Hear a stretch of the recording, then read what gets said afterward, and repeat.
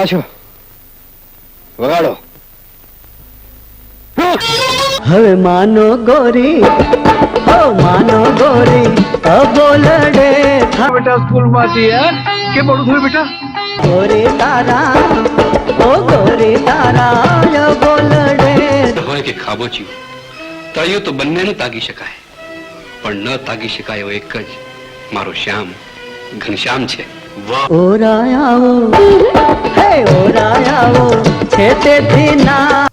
નમસ્કાર મિત્રો, અગાઉના ભાગમાં આપણે અરવિંદ ત્રિવેદીના બાળપણ અને એમના વતન વિશેની ચર્ચા કરી હતી. એપિસોડ 1 નો જ આ ભાગ બીજો છે, તો વિડીયોના અંત સુધી બન્યા રહેજો.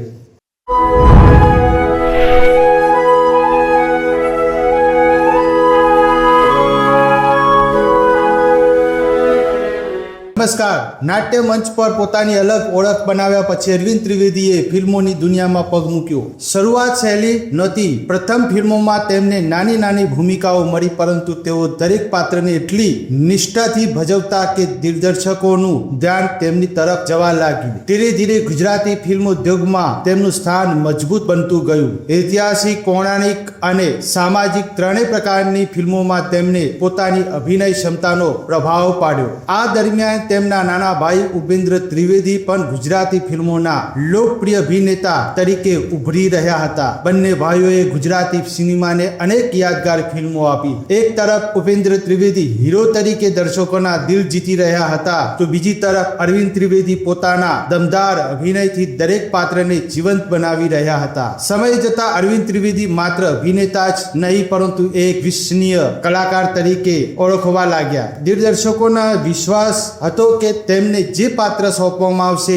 તેમાં તેઓ પોતાનો જીવ મૂકી દેશે. તેમણે અનેક લોકપ્રિય ગુજરાતી ફિલ્મોમાં અભિનય કર્યો. ખાસ કરીને ઐતિહાસિક અને પૌરાણિક પાત્રોમાં તેમની ગંભીરતા, ગુંજતો અવાજ અને પ્રભાવશાળી વ્યક્તિત્વ દર્શકોને ખૂબ ગમતું હતું. પછી એક એવી ગુજરાતી ફિલ્મ આવી જેમાં તેમને નરસિંહ મહેતાનું પાત્ર ભજવવા માટે ખરેખર માથું મુંડાવ્યું. પાત્ર પ્રત્યેની આ સમર્પિત ભાવનાએ સાબિત કરી દીધું કે અરવિંદ ત્રિવેદી માટે અભિનય માત્ર વ્યવસાય નહોતો, પણ એક સાધના હતી. આ અભિનય માટે તેમને ગુજરાત સરકારનો શ્રેષ્ઠ અભિનેતાનો પુરસ્કાર પણ મળ્યો. વર્ષો સુધી સતત મહેનત, શિસ્ત અને અભિનય પ્રત્યેની નિષ્ઠાના કારણે અરવિંદ ત્રિવેદી ગુજરાતી સિનેમાના સૌથી માનનીય કલાકારોમાં સ્થાન મેળવી ચૂક્યા હતા. પરંતુ તેમને હજુ એવી ઓળખ મળવાની બાકી હતી જે તેમને માત્ર ગુજરાતમાં નહીં, પરંતુ સમગ્ર ભારતના દરેક ઘરમાં પહોંચાડવાની હતી.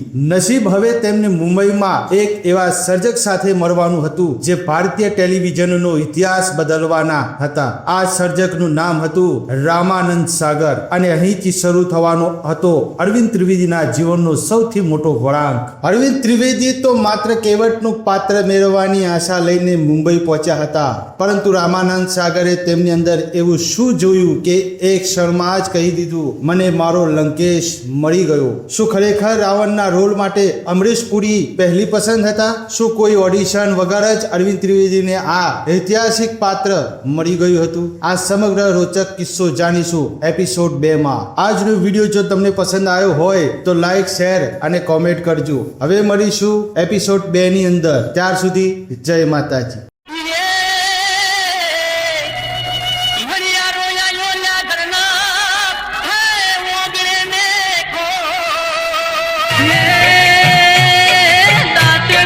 દડો ભલીન હોલો ટુઆ